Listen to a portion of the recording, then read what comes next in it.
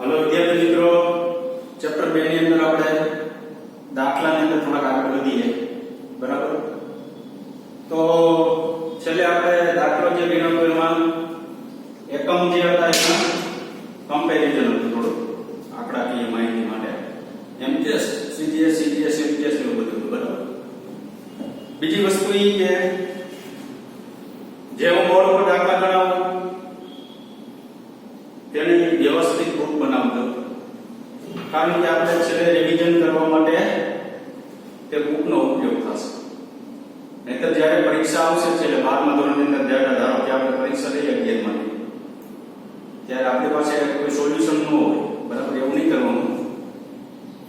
Book છે એ વ્યવસ્થિત તૈયાર કરતા જજો, બરાબર? દાખલા માટે બુક તો આપણી પાસે હોવી જોઈએ. થિયરી માટે તો આપણી પાસે લેખાનું મટીરીયલ છે, એટલે એ તો કઈ ટેક્સ્ટ બુક બનાવવાની કઈ જરૂર છે નહીં. તૈયારી જે છે એ બરાબર કરજો, કારણ કે અમુક વિદ્યાર્થીઓ જે છે એ તૈયારી બરાબર નથી કરતા, બરાબર? ઝૂમ મીટિંગ ની અંદર જ્યારે પારિમાણિક સૂત્ર પૂછાતા તો પારિમાણિક સૂત્ર નથી આવડતા. પારિમાણિક સૂત્ર જે છે એ તમે જેટલા ઢીલાઈથી લેશો, બરાબર, એ થોડું નુકસાન વાળું છે, ખાસ નોંધ લેજો, બરાબર? એક મિનિટ.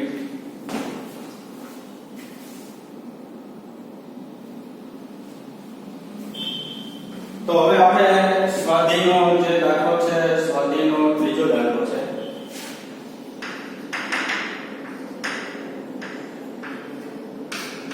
બે 2.3 છે. રકમ જોઈએ. ઉષ્મા અથવા ઊર્જાનો એકમ કેલરી છે. ટૂંકમાં ઊર્જાનો એકમ છે એ કેલરીમાં લેવામાં આવે છે. એક વસ્તુ યાદ રાખજો, જૂલ લખો અને કેલરી લખો.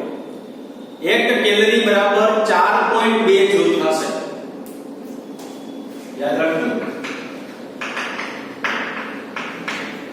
કોઈ જગ્યાએ પૂછવામાં આવે 1 કેલરી બરાબર કેટલા જૂલ? 4.2 જૂલ. તમે કોઈ બિસ્કિટ ખાતા હોય કે કોઈ દૂધની આઈટમ લ્યો, તેની ઉપર જે એકમ લખેલા હોય એ કેલરીમાં લખેલા હોય. શું કામ? તો કે કેલરી છે ને એક પ્રકારનો ઊર્જાનો એકમ છે. ઊર્જાનો એકમ હોવાથી આપણે કેટલી એમાંથી ઊર્જા પ્રાપ્ત થાય તે લખેલું. એટલે 1 કેલરી કે ને 4.2 જૂલ ઊર્જા તમને પ્રાપ્ત થાય. 2 કેલરી લખેલી હોય તો આનાથી ડબલ, 5 કેલરી લખેલી હોય તો આનાથી 5 ગણી ઊર્જા તમને પ્રાપ્ત થાય. 4.2 જૂલ. 1 કેલરી એટલે 4.2 જૂલ. 1 જૂલ બરાબર 10⁷ અર્ગો. એ તો એમપીએસ નું સીજીએસ માં છે. આ એમપીએસ સીજીએસ કેલરી એવું કઈ ના હોય, બરાબર? પણ 1 કેલરી એટલે કેટલા જૂલ ઊર્જા થાય? 4.2 જૂલ ઊર્જા પ્રાપ્ત થાય. આ યાદ રાખજો ખાસ, બરાબર? તો આગળ વધીએ આપણે. ઊર્જા અથવા ઉષ્માનો એકમ કેલરી છે તે લગભગ 4.2 જૂલ બરાબર હોય છે. જો આમાં કીધું 1 જૂલ બરાબર 1 કિલોગ્રામ મીટર સ્ક્વેર સેકન્ડ -2. ઈ તો આપણે ખબર જ છે. 1 જૂલ બરાબર શું લખાય? જૂલ એટલે શું? Kilogram metre square second -2. Kilogram એટલે L1, મીટર સ્ક્વેર એટલે L2, સેકન્ડ -2 એટલે T - 2. ધારો કે એકમોની એક નવી પ્રણાલીનો ઉપયોગ કરીએ કે જેમાં દળનો એકમ આલ્ફા કિલોગ્રામ લેવાનો. આપણે કેમ કિલોગ્રામ દળ લઈએ, અંતર મીટરમાં લઈએ, સમય સેકન્ડમાં લઈએ. નવી પ્રણાલીનો ઉપયોગ કરવાનો. નવી એટલે સાવ અલગ પ્રકારની. શું નવી પ્રણાલી છે? તો કે કિલોગ્રામ જે છે દળનો એકમ, એને આપણે આલ્ફા કિલોગ્રામ લઈએ એમ. પછી લંબાઈનો એકમ બીટા મીટર લઈએ, સમયનો એકમ ગેમા સેકન્ડ હોય. તો દર્શાવો કે નવા એકમના સંદર્ભમાં કેલરીનું માન આલ્ફા -1, બીટા સ્ક્વેર અને ગેમા સ્ક્વેર છે. નવા સંદર્ભમાં લેવાનું, બરાબર? તો આપણે પહેલા તો અહીંયા શું લખશું? અહીં 1 કેલરી બરાબર 4.2 જૂલ. આવું પહેલી લીટી કીધું તમને. 1 કેલરીનું માન લગભગ એટલું હોય છે, 4.2 જૂલ. તો 4.2 જૂલ એટલે શું કહેવાય? કિલોગ્રામ એટલે 1 કિલોગ્રામ. 1 મીટર સ્ક્વેર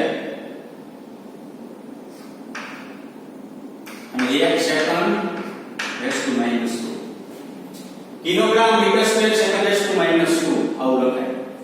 હવે તમારે આ કિલોગ્રામ એટલે દળનો એકમ થયો એ તમારા આલ્ફા બીટા આલ્ફા સ્વરૂપમાં લેવો.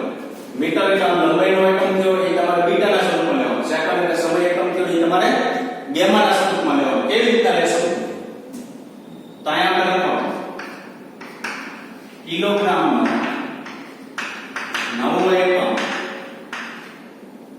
બરાબર આલ્ફા કિલો. તમને રકમ જ કીધું, આપણે કઈ લેતા નથી બરાબર. કિલોગ્રામનો નવો એકમ શું છે? આલ્ફા કિલોગ્રામ અથવા એનો દળનો નવો એકમ આલ્ફા કિલોગ્રામ. પછી લંબાઈ આપ્યો છે શબ્દ લંબાઈનો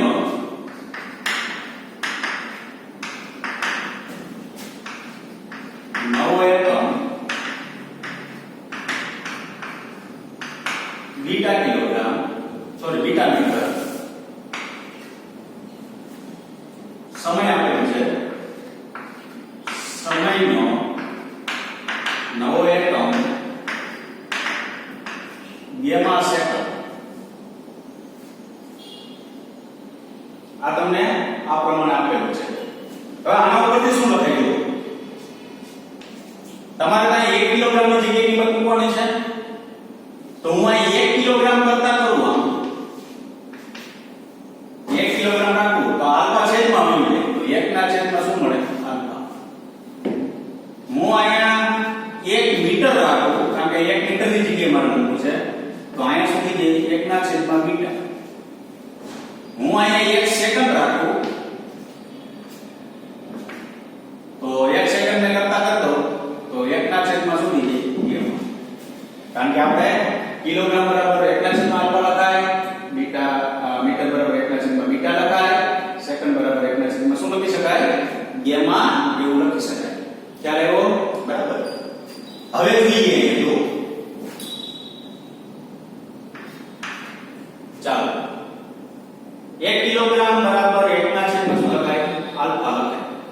કાંઈ લખવાનું 1 કિલોગ્રામ બરાબર 1 ના છેદમાં શું લખાય? આલ્ફા. આ આલ્ફા ઉપર જાય એટલે આલ્ફા શું થઈ જાય? ઇન્વર્સ. આલ્ફા માઈનસ 1 કરતા આલ્ફા ઉપર જાય. હવે 1 મીટર નો શું લખવો છે? સ્ક્વેર. તો 1 મીટર બરાબર આપણી પાસે 1 ના છેદમાં બીટા છે. એનો અહીંયા શું થયો? સ્ક્વેર થયો. આ ખરેખર 1 ના છેદમાં બીટા નો શું થાય? સ્ક્વેર થાય. પણ એને હું ઉપર લઈ જાઉં તો બીટા રેસ ટુ માઈનસ શું લખાય? 2. બીટા રેસ ટુ માઈનસ શું લખાય? 2 બરાબર. હવે 1 સેકન્ડ એની માઈનસ 2 ઘાત છે. 1 સેકન્ડ બરાબર તો 1 ના છેદમાં આલ્ફા લખાય. સોરી ગેમા લખાય. એની ઉપર માઈનસ કેટલી ઘાત થાય? 2 ઘાત. તો આ ખરેખર સ્ટેપ આમ થાય 1 ના છેદમાં ગેમા રેસ ટુ માઈનસ શું થાય? 2. પણ આ -2 વાળો સ્ટેપ છે ને ઈ જો ઉપર જાય તો -2 વાળો સ્ટેપ ઉપર જાય તો પ્લસ થાય. તો અહીંયા થાય +2 બરાબર. તો આપણી પાસે 1 કેલરી બરાબર શું છે? 4.2 1 કિલોગ્રામ 1 મીટર નો સ્ક્વેર અને 1 સેકન્ડ રેસ ટુ માઈનસ શું છે? 2. તો જો 1 કિલોગ્રામ બરાબર લઈ 1 કિલોગ્રામ જગ્યાએ આલ્ફા ઇન્વર્સ લખાય. 1 કેલરી બરાબર 4.2. ચાલો 1 કિલોગ્રામ બરાબર શું લખાય? Alpha minus 1. 1 મીટર નો સ્ક્વેર આ મળી beta raise to minus 2. 1 second છે એની માઈનસ 2 ઘાત મળી ગઈ. કેટલી થશે? Gamma square. આ જો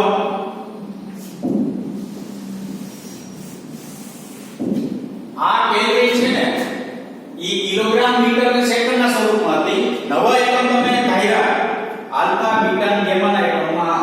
તો જો જવાબ ગેમા ઇન્વર્સ માં બીટા માઈનસ 2 માં અને ગેમા આલ્ફા ઇન્વર્સ માં બીટા માઈનસ 2 માં અને ગેમા સ્ક્વેર માં. આવી જવાબ બરાબર છે.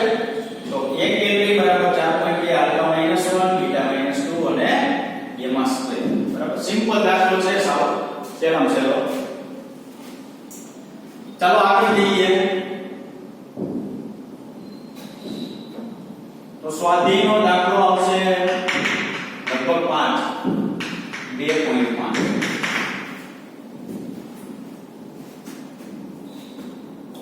લંબાઈનો નવો એકમ એવી રીતે પસંદ કરવામાં આવે છે કે શૂન્યાવકાશમાં પ્રકાશની ઝડપ 1 એકમ થાય. શૂન્યાવકાશમાં પ્રકાશની ઝડપ કેટલી છે?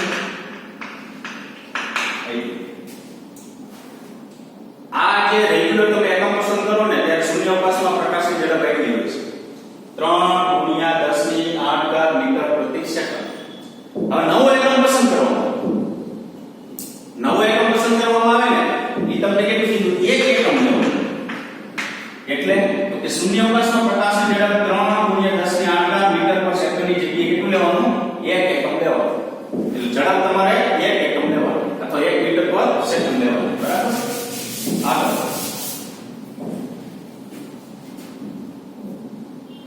જો પ્રકાશને સૂર્ય અને પૃથ્વી વચ્ચેનું અંતર કાપતા 8 મિનિટ 20 સેકન્ડ લાગતા હોય તો લંબાઈના નવા એકમના સંદર્ભમાં સૂર્ય અને પૃથ્વી વચ્ચેનું અંતર કેટલું થાય?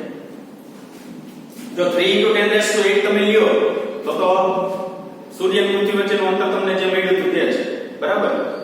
પણ અંતર જે અત્યારે આપણે ફિક્સ જે લઈએ છીએ તે પણ હવે એવું કીધું કે તમારે એ શૂન્યાવકાશમાં પ્રકાશની ઝડપ 1 એકમ લેવાની. હવે ઉપરથી પ્રકાશને નીચે આવવા માટે 8 મિનિટ અને 20 સેકન્ડ લાગે છે. તો હવે નવું અંતર કેટલું?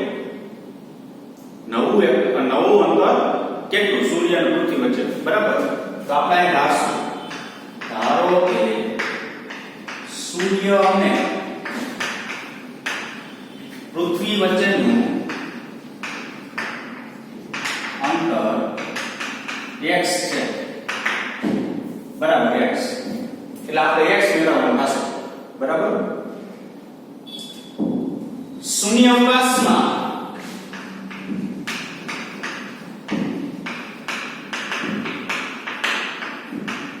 પ્રકાશની ઝડપ તમને ખરેખર લેવાનું હોય 3 × 10⁸ મીટર પ્રતિ સેકન્ડ. નવા એકમના સંદર્ભમાં તમને કીધું 1 એકમ લ્યો અથવા 1 મીટર પર સેકન્ડ લ્યો. બરાબર? આગળ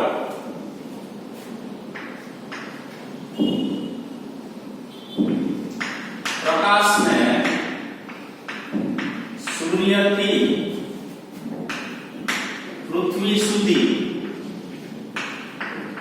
પહોંચવા લાગતો સમય આપી દીધો. કેટલો? 8 મિનિટ 20 સેકન્ડ. 8 મિનિટ એટલે શું થાય? 6 × 48 1 મિનિટ એટલે 60 સેકન્ડ. 480 સેકન્ડ વત્તા 20 ટોટલ કેટલી થશે? 500 સેકન્ડ થશે. ટૂંકમાં બધું સેકન્ડમાં ફેરવી દીધું. 8 મિનિટ છે એને સેકન્ડમાં ફેરવો એટલે 480 સેકન્ડ થશે અને 20 સેકન્ડ તો છે એટલે એનો સરવાળો કરી દેવાનો એટલે ટોટલ કેટલો થયો સમય? 500 સેકન્ડ. હવે ઝડપ બરાબર અંતરના છેદમાં શું લખાય? સમય. તો આપણે અંતર મેળવવું છે. ઝડપ ગુણ્યા શું લખાય? સમય. તો અંતર આપણે ધારી લીધું છે કેટલું? x. આપણી પાસે ઝડપ કેટલી છે? 1 એકમ. સમય કેટલો મળ્યો? 500. તો x બરાબર 500 મીટર. તો હવે નવો એકમ જો તમે કેટલો લ્યો? શૂન્યાવકાશમાં પ્રકાશની ઝડપ 1 સેકન્ડ જો લેવામાં આવે અને સૂર્યમાંથી નીકળતો પ્રકાશ પૃથ્વી સુધી પહોંચવા માટે 8 મિનિટ અને 20 સેકન્ડ જો સમય લાગતો હોય તો ખરેખર પૃથ્વી અને સૂર્ય વચ્ચેનું અંતર કેટલું રહેતું? 500 મીટર. આ એક ધારણા છે. ધારી લેતા નહીં 500 મીટર એટલે સૂર્ય અહીંયા થાય. તો આપણે પૃથ્વી ઉપર કોઈ વ્યક્તિ છે એ જીવી પણ ન શકે. બરાબર? એટલે ધારવાનું છે આ માની નથી લેવાનું. એની જગ્યાએ જો ખરેખર તમે અહીં મૂકો જ ને શું 3 × 10⁸ અને ખરેખર આટલો સમય લાગતો હોય ને સૂર્યને માંથી આવતો પ્રકાશ પૃથ્વી સુધી પહોંચવા માટે તો ખરેખર જે અંતર હોય એ સાચું અંતર તમને અહીંયા પ્રાપ્ત થશે. બરાબર? તો અહીંયા આપણે લખી શકાય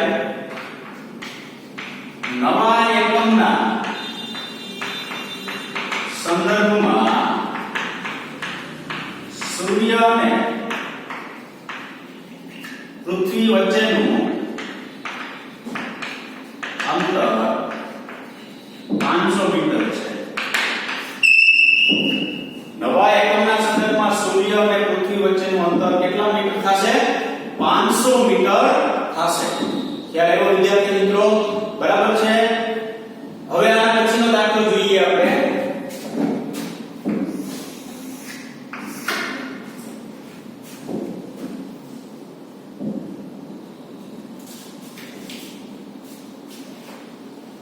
સ્વાધ્યાયનો 14મો દાખલો છે.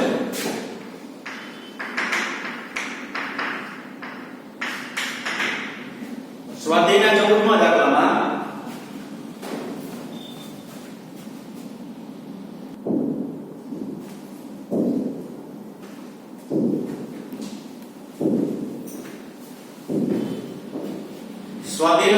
દાખલાની અંદર આપણે જોઈએ શું આપણે છે? મુદ્રણની ઘણી ત્રુટિઓ ધરાવતા મુદ્રણ એટલે શું?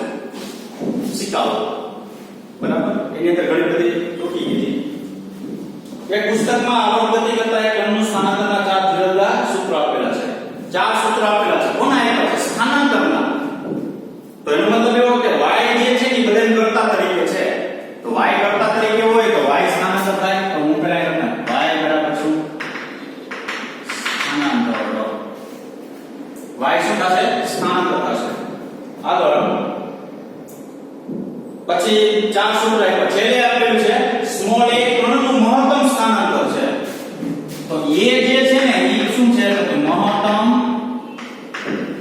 સ્થાનાંતર. એક વસ્તુ યાદ રાખજો વિદ્યાર્થી મિત્રો, a એટલે પ્રવેગ નથી લેવાનું.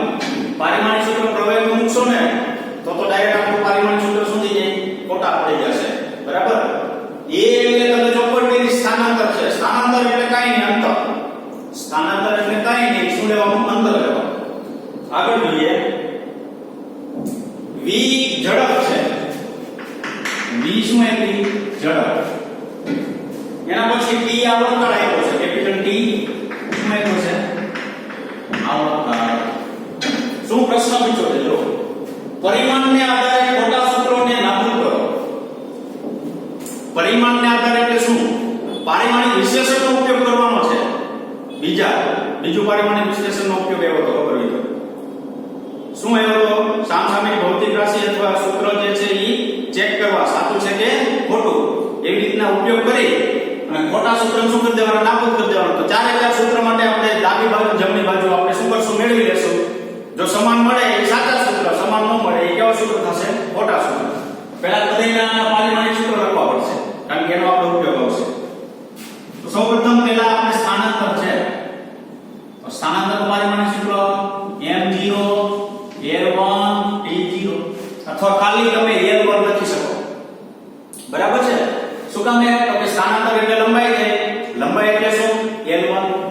મહત્તમ સ્થાનાંતર, મહત્તમ કે મોટું છે એમાં કઈ ફેર ન પડે. m0 l1 t0 સ્થાનાંતર અંતર એવો કોઈ પણ પ્રકારનો શબ્દ આવવો જોઈએ. બરાબર? કારણ કે સ્થાનાંતર અંતરમાં મીટરમાં મપાય, સ્થાનાંતર મીટરમાં મપાય. l1 ઝડપ આવી m0 l1 t - 1 ઝડપનું પારિમાણિક સૂત્ર શું? m0 l1 t - 1. આવર્તકાળ એવો m0 l1 a0 અને t1. આવર્તનનું પારિમાણિક સૂત્ર શું થશે? m0 l0 અને t1. આ ચાર ભૌતિક રાશિ આપેલી છે. આ ચાર ભૌતિક રાશિ ઉપરથી જમણી બાજુ ડાબી બાજુ આપણે શું કરવાનું? સાબિત કરવાનું. તો સૌપ્રથમ તેનું શું છે? સૂત્ર જોઈએ. y બરાબર a sin 2pi t by t. a sin 2pi small t by t. હવે જોઈએ પહેલા તો આપણે લઈએ ડાબી બાજુ. તો ડાબી બાજુ બરાબર ડાબી બાજુ કોણ છે? y છે. તો y નું પારિમાણિક સૂત્ર છે. લખી નાખો l1. ચાલો ડાબી બાજુ બોલું. બરાબર? હવે એવા જમણી બાજુ. જમણી બાજુ કોણ છે? a છે, sin છે, 2pi છે, t છે, કેપિટલ T છે. હવે જોજો આમાં કેવી રીતના. એક વસ્તુ વિદ્યાર્થી મિત્રો યાદ રાખજો કે આવા બધા સૂત્રો જોઈ b નહીં જવાનું. કે આવું તો આપણે નહીં ફાવે. આવા સૂત્ર જોઈ b જવાનું નથી. શું કામ? તો કે આવા સૂત્ર જ હેડા હોય સાવ.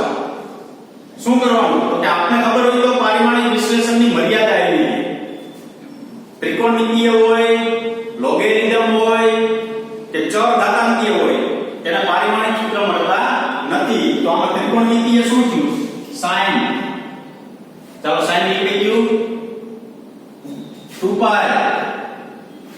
અચળ છે અચળ પારિમાણિક સૂત્ર ન હોય સંખ્યા થાય તો sin નું ન હોય 2π નું ન હોય t એટલે શું છે સમય છે 2π t સમય છે બરાબર તો I સમય છે સમયનું પારિમાણિક સૂત્ર શું થાય તો આપણે પહેલા શું કીધું sin 2π તો ઈ તો sin 2π તો નીકળી ગયા તો આપણી પાસે વધ્યું શું તો એક વધ્યું એક વધ્યું t બાય કેપિટલ T તો એનું પારિમાણિક સૂત્ર હું મૂકી દઉં ચાલો એનું એટલે સ્થાનાંતર એટલે એનું થશે sin છે તો sin નું ન હોય 2π નું ન હોય t નું હોય t એટલે સમય છે તો શું થાય t1 થાય સમય છે એટલે t1 આવર્તનનું અહીં લખ્યું કેટલું t1 તો આ બે કેન્સલ થઈ જાય વધ્યું શું l1 તો જમણી બાજુ અને ડાબી બાજુ સમાન મળે છે તો જો જમણી બાજુ અને ડાબી બાજુ સમાન મળતી હોય બરાબર શું લખે જમણી બાજુ આ સૂત્ર સાચું છે આ સૂત્ર કેવું છે સાચું છે શું કામ એમ કે ડાબી બાજુ જમણી બાજુ બે કેવી મળે છે આપણે એક સમાન મળે છે ડાબી બાજુ જમણી બાજુ એક સમાન મળતી તો આ સૂત્ર કેવું સાચું છે બરાબર ચાલો બીજું લઈએ બીજું ઉદાહરણ લઈએ જો y બરાબર a sin vt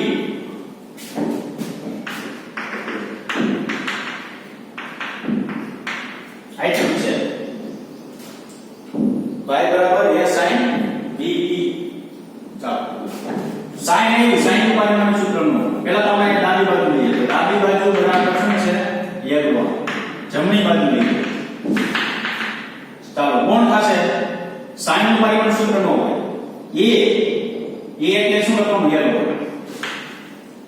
ચાલો sin નો હોય વેગ અહીંની ઝડપ v છે તો l1 t - 1 t સમય t1 બરાબર આધાર સમાન ઘાતનો શું થાય સરવાળો તો આ આધાર સમાન આ ઘાતનો સરવાળો કરો તો l ઉપર 1 l ઉપર 2 એટલે ટોટલ કેટલી થાય t અહીંયા -1 +1 એટલે ટોટલ કેટલી થાય 0 તો જો જી આ બાજુ કેટલું મળ્યું આપણે ડાબી બાજુ l1 મળ્યું જમણી બાજુ શું મળ્યું l2 મળ્યું તો અહીંયા કોણ ડાબી બાજુ બરાબર શું લખાય જમણી બાજુ પણ કેવું ઇઝ નોટ ઇક્વલ આ સૂત્ર ખોટું છે આ સૂત્ર કેવું થશે ખોટું થશે બરાબર બે સમાન મળવા જોઈએ તો સાચું નહીતર ખોટું ચાલો એના પછી y બરાબર a by capital T sin t by capital small a y બરાબર a by capital T sin small t by small a આવું છે y બરાબર a by capital T sin small t by ચાલો હવે જોઈએ ચાલો ડાબી બાજુ જોઈએ તો l1 જમણી બાજુ જોઈએ ચાલો જમણી બાજુ જોઈએ તો sin તો ગયું sin તો જશે ચાલો a એટલે કોણ છે આપણી પાસે ઝડપ એટલે l1 t એટલે કોણ છે આવતા એટલે t1 આયા સમય છે t t1 a એટલે શું છે પાછું l1 ચાલો l1 t1 આ બે કેન્સલ વધ્યું શું કાઈ ન વધ્યું કાઈ વધ્યું નહીં તો પારિમાણિક સૂત્ર શું વધ્યું m0 l0 t0 વધ્યું તો કાઈ પારિમાણિક સૂત્ર ન વધ્યું તો ડાબી બાજુ is not equal to સૂત્ર જમણી બાજુ આ સૂત્ર કેવું છે ખોટું છે કાબી એ સૂત્ર કેવું થશે ખોટું થશે બરાબર એ હરખા મળતા નથી y બરાબર a under root 2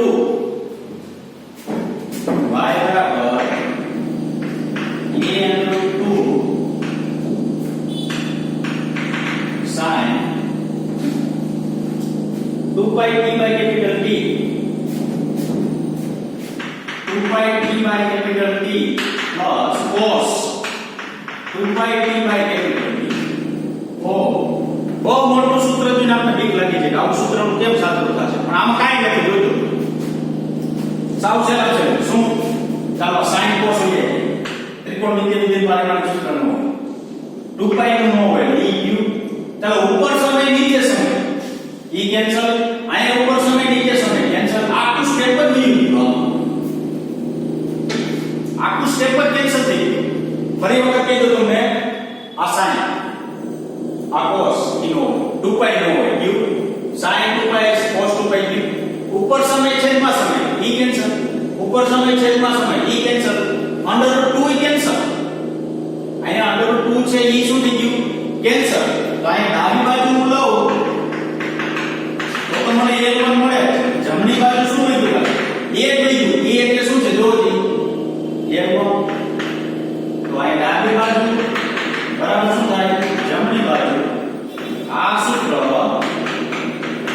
સાચું છે તો આપણે કહેવાનું પહેલું જોતું સાચું છે એ રાખવાના બીજું અને ત્રીજું ખોટા સૂત્ર છે એને શું કરી દેવાના કાઢી નાખવાના બરાબર સાવ સહેલામ સહેલું sin વિધેય 2π વિધેય સમય સમય કેન્સલ લાઈક ટુ સ્ટેપ થઈ ગયું √2 એ સંખ્યા 2π હોય ને ઈ જાય એ વધે y બરાબર એ વધે y ના એના સમાન સૂત્ર છે તો આ સૂત્ર શું છે સાચું છે બરાબર તો વિદ્યાર્થી મિત્રો આપણે અહીં સુધી રાખીશું